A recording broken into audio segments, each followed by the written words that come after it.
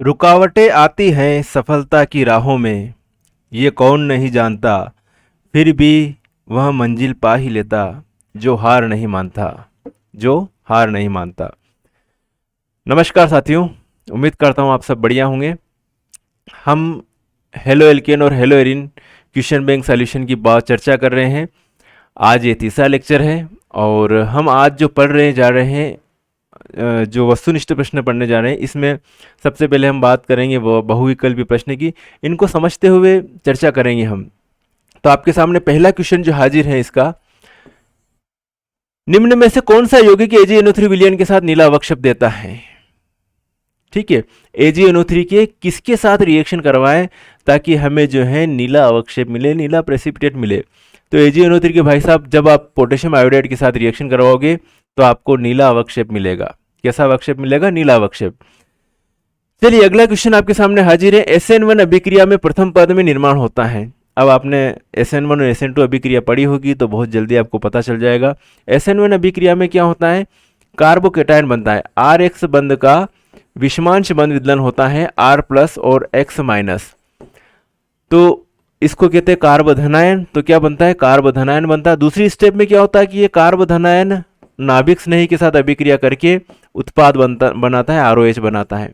तो ये अपन प्रथम पद की बात कर रहे हैं, तो कार्बोधनायन इसका सही आंसर होगा। चलिए अगले वाले का आप बताइएगा जल्दी से। निम्न यौगिक रजत चूर्ण के साथ गर्म करने पर एसिडिन देता है, कौन सा यौगिक? तो भाई साहब आयोडोफॉर्म। जब आप आयोडोफॉर्म की रिएक्शन करवाओगे सिल्वर के साथ, आयोडोफॉर्म की सिल्वर के साथ रिएक्शन करवाओगे तो आपको क्या मिलेगा? एसिटिलीन मिलेगा। क्या मिलेगा? एसिटिलीन। ये CH3, एक और CH3 ले लेंगे और Ag ले लेंगे 6Ag। तो यहाँ पर 6AgI निकल जाएगा। ठीक है, 6AgI और प्लस हो जाएगा C2H2 या CH ट्रिपल बॉन्ड CH, इसको कहते हैं एसिटिलीन। तो ये वाला सही है, CH3 सही है। रिएक्शन जब आप थ्योरी पढ़ोगे ना तब आपको इनके आंसर अपने आप पता चल जाएंगे। ओके, ये जो ऑब्जेक्टिव टाइप के क्वेश्चन रहते हैं नॉलेज टेस्ट करने के लिए रहते हैं। अगर आपकी थ्योरी अच्छी तो आप इनको आसानी से अच्छे से पढ़ सकते हो।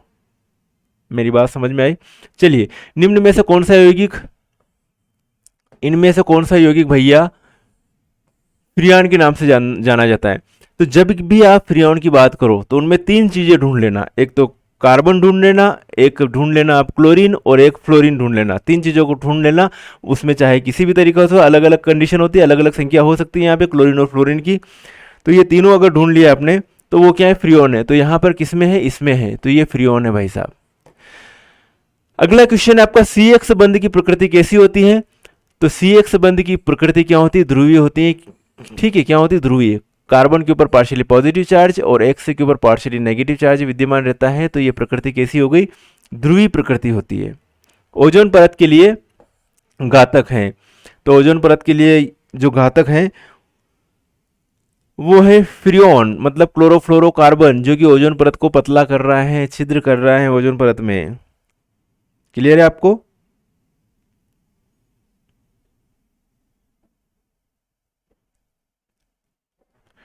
ओके, नेक्स्ट, एरिल हैलाइड में हेलोजन परमाणु से जुड़ा कार्बन होता है। एरिल हैलाइड में हेलोजन परमाणु से जुड़ा कार्बन कैसा होता है? बात करें, sp संग्रहित होता है, sp2 संग्रहित होता है, sp3 संग्रहित होता है या sp3d संग्रहित होता है? कई बच्चों के मेरे पास कमेंट्स आ रहे थे, इसके बीच में क्वेश्चन को रोक के बात कर रहा हूं मैं, कि सर क्वेश्चन बैंक में से कितने परसेंट आएंगे, है ना? 50% आएंगे, 60% आएंगे, 70% आएंगे, 80% आएंगे। मेरा ये मानना है कि क्वेश्चन बैंक में से प्रश्न आएंगे, मतलब आपका पास होने के, मतलब इसको फिक्स कोई नहीं कह सकता है। 60% भी आ सकते हैं, 70% भी आ सकते हैं, 80% भी आ सकते हैं, या फिर ऐसे टीचर ने पेपर सेट किया है कि क्वेश्चन बैंक को लेके ही बैठे हैं और इसी में से प्रश्न सारे दे दिए, तो 100% भी हो सकता है। 100% भी हो सकता है। 70%, 80%, मतलब है तो सिलेबस में से, है ना? तो इसमें से क्वेश्चन तो बैठेंगे बैठेंगे क्वेश्चन बैंक में से, ऐसा नहीं कि नहीं बैठेंगे। लेकिन हमें प्रिपरेशन, अगर आपको 100% नंबर चाहिए तो 100% के हिसाब से आपको पूरी बुक्स आनी चाहिए। अगर आप जैसे जैसे इंपॉर्टेंट की तरफ जाते हो वैसे वैसे इंपॉर्टेंट से आपके पास होने की तो श्योरिटी बन जाती है, लेकिन टॉपर आने की श्योरिटी नहीं बन सकती है। टॉपर तो वही आएगा जो पूरी पढ़ाई करेगा, पूरा 100% सिलेबस करेगा।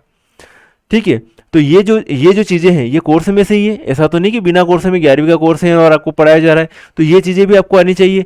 तो जो भी चीज़ें पढ़े वो पूरे मन लगा के पढ़े, अच्छे से दिल से पढ़े, आपको निश्चित ही बेनिफिट मिलेगा। मतलब ये ना सोचे कि यार नीरस होके बोर होके ना नहीं पढ़े, अपने को पढ़ना है, अच्छे से मन लगा के पढ़ना है और माइंड में उतारते हुए पढ़ना है कि हाँ पढ़ रहे हैं तो हमेशा के लिए हमें याद रहें। चलिए, एरियल हैलाइड से में हेलोजन परमाणु से जुड़ा कार्बन होता है। आपको मैं बता दूं, क्लियर कर देता हूं कि एरियल हैलाइड में जो रहता है कार्बन, और कार्बन से जुड़ा रहता है कोई भी हेलोजन। ओके, हेलोजन जुड़ा रहता है। अब क्या होता है, यहाँ पर जो कार्बन है वो 3 सिग्मा बॉन्ड से घिरा हुआ है, तो इस पर हाइब्रिडेशन कौन सा होगा, sp2 होगा। कौन सा हाइब्रिडेशन होगा, sp2 हाइब्रिडेशन होगा। तो इसका सही उत्तर होगा sp2। sp2 संग्रहित रहता है।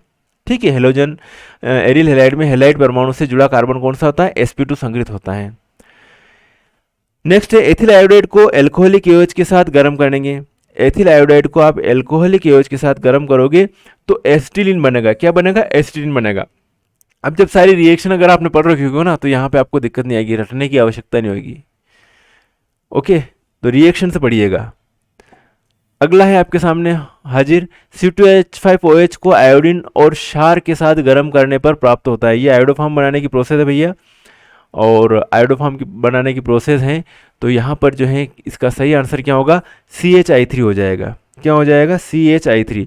अगर इस रिएक्शन को आप देखना चाहो तो ये है रिएक्शन C2H5OH, एथिल अल्कोहल कि किसके साथ में, आयोडीन के साथ में रिएक्शन करवा रहे, प्लस क्षार क्या है, NaOH के साथ में आप रिएक्शन करवा रहे। क्षार यहाँ पे लिया अपनों ने, NaOH लिया, तो CHI3 बन जाएगा, आयोडोफॉर्म बनेगा, प्लस 5 NaI बनेंगे, प्लस HCOONA बनेगा, प्लस 5 H2O बनेंगे। ये रिएक्शन कंप्लीट है। तो यहाँ पर ये आयोडोफॉर्म बन रहा है, तो सही आंसर बी है। अगला क्वेश्चन आपका, रेशिंग विधि में से निम्न में से किसके निर्माण में प्रयुक्त की जाती है। तो भाई साहब, रेशिंग विधि जो है क्लोरोबेंजीन एरिल हैलाइड की, जब क्लोरोबेंजीन बनाने की विधियाँ आती है उसमें रेशिंग विधि भी एक विधि है, तो उसमें क्लोरोबेंजीन बनाया जाता है ना। एरिल हैलाइड भी कह सकते हैं इसको, क्लोरोबेंजीन भी कह सकते हैं। चलिए, क्लियर है। अब हम बात करें रिक्त स्थानों की पूर्ति कीजिए। सेंडमेयर अभिक्रिया का मुख्य उत्पाद है भाई साहब। सेंडमेयर अभिक्रिया जो होती है वो बेंजीन डाइज़ोनियम क्लोराइड की रिएक्शन करवाई जाती है CuCl और HCl की प्रेजेंस में, और यहाँ पर मुख्य उत्पाद जो बनता है उस उत्पाद का नाम है भाई साहब क्लोरोबेंजीन। क्या है, क्लोरोबेंजीन। क्लोरोबेंजीन, नोट करना, क्लोरोबेंजीन। क्लोरोफॉर्म को खुला छोड़ने पर बनने वाले हानिकारक उत्पाद का नाम क्या है। यदि आप क्लोरोफॉर्म को खुला छोड़ देंगे तो हानिकारक उत्पाद बनता है, उसको कहते हैं CaCl2। इसको फास्जिन गैस कहते हैं ना, फास्जिन गैस। ऑक्सीडेशन हो जाता है क्लोरोफॉर्म का तो CaCl2 बनता है। एल्किल हैलाइड का सामान्य सूत्र भैया RX होता है। क्या होता है, RX। एल्किल हैलाइड को सामान्य सूत्र RX वे याद रहेगा। चलो आगे बढ़ा। एरोमेटिक प्राथमिक एमीन, आइसोसाइनेट परीक्षण होता है इस विधि से। प्राथमिक एमीन का परीक्षण भी कह सकते हैं इसको। एरोमेटिक प्राथमिक एमीन का है ना, प्राथमिक एमीन का परीक्षण होता है और आइसोसाइनेट बनता है। तो एरोमेटिक प्राथमिक एमीन का क्लोरोफॉर्म और एल्कोहलिक आस्टिक पोटाश के साथ गर्म करने पर दुर्गंध युक्त गैस बनती है, उसे क्या कहते हैं, आइसोसाइनेट प्राप्त होता है ना। आइसोसाइनाइड, आइसोसाइनाइड लिखना, आइसोसाइनाइड बनता है। क्लियर है, आइसोसाइनाइड। क्लोरीटोन उच्च कोटि की क्या है, निंद्राकारी औषधि। इसका आंसर लिखना, निंद्राकारी औषधि, निंद्राकारी औषधि, निंद्राकारी औषधि है। प्रशीतक फ्रियान का सूत्र CCl2F2, CCl2F2, ये फ्रियान कहते हैं, क्लोरोफ्लोरोकार्बन भी कह सकते हैं इसको। एसएन अभिक्रिया कितने पदों में होती है, तो भाई साहब 2 पदों में होती है। एसएन अभिक्रिया 2 पदों में होती है। पहला पद ये है, RX का विषमांश बंध विदलन होता है, हेटेरोडाइटिक बॉन्ड फिजन होता है, R+ और X-। दूसरे पद में जो कार्बोकेटायन है इसकी न्यूक्लियोफाइल के साथ रिएक्शन होती है और ये बन जाता है प्रोडक्ट ROH। तो यहाँ पर 2 स्टेप ले रहे हैं, तो 2 पदों में होती है। बेटा जी क्लियर है, हो गई क्लियर तो, है ना। अगला है जोड़ियां मिलाइए, मिलाते जोड़ियां। SN1 के लिए क्या लिखेंगे, मुक्त मूलक, मुक्त मूलक की प्रेजेंस में हो सकती है SN1 रिएक्शन। SN2 जो है इसमें माध्यमिक उत्पाद बनता है भैया। SN2 में क्या बनता है, माध्यमिक उत्पाद बनता है। क्लोरोपिक्रीन जो है वो है क्लोरोपिक्रीन, क्लोरोपिक्रीन जो है इसके लिए लिखेंगे अपन युद्ध गैस है ना। क्लोरोपिक्रीन जो है वो क्या है, युद्ध गैस है, युद्ध में काम आती है क्लोरोपिक्रीन। क्लोरीटोन जो है निंद्राकारी औषधि है, और कार्बोनिल क्लोराइड जो है यहाँ पे फाजिन गैस है। नोट कीजिए इसको।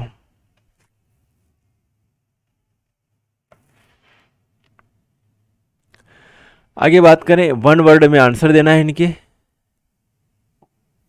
स्क्रीनशॉट ले लीजिएगा। स्क्रीनशॉट ये देखिए अपने, मतलब जो चैप्टर से रिलेटेड, तो आपको फायदा होगा। क्लोरोबेंजीन किससे क्रिया कराने पर डीडीटी बनाता है? क्लोरोबेंजीन किससे क्रिया, तो डीडीटी बनाने की प्रोसेस देखोगे तो वहां पे क्लोरल के साथ क्रिया करवाई जा रही, के साथ में, क्लोरल के साथ में। और क्या बन रहा है आपको, DDT, dichloro diphenyl trichloro ethane, इसका नाम है डीडीटी का पूरा नाम। तो क्लोरल के साथ में, और क्लोरल का फार्मूला होता है CCl3CHO, क्लोरल को फार्मूलो वे। वुड्स अभिक्रिया, वुड संश्लेषण क्रिया में किस धातु का उपयोग किया जाता है? तो वुड्स अभिक्रिया याद होगी तो बता पाओगे कि एल्किल हैलाइड की सोडियम के साथ शुष्क ईथर की उपस्थिति में क्रिया होती है तो एल्केन बनता है। तो यहाँ पे क्या आएगा, सोडियम आएगा। यहाँ पे क्या आएगा, सोडियम आएगा बेटा। बेंजीन की मेथिल क्लोराइड के साथ क्रिया करवाई जाए निर्जल LCl3 की उपस्थिति में तो टॉलुइन प्राप्त होता है। इस अभिक्रिया का नाम है फ्रीडल क्राफ्ट अभिक्रिया। क्या नाम है? फ्रीडल क्राफ्ट अभिक्रिया। याद रखना बेटा, फ्रीडल क्राफ्ट अभिक्रिया, फ्रीडल क्राफ्ट अभिक्रिया इसका नाम है।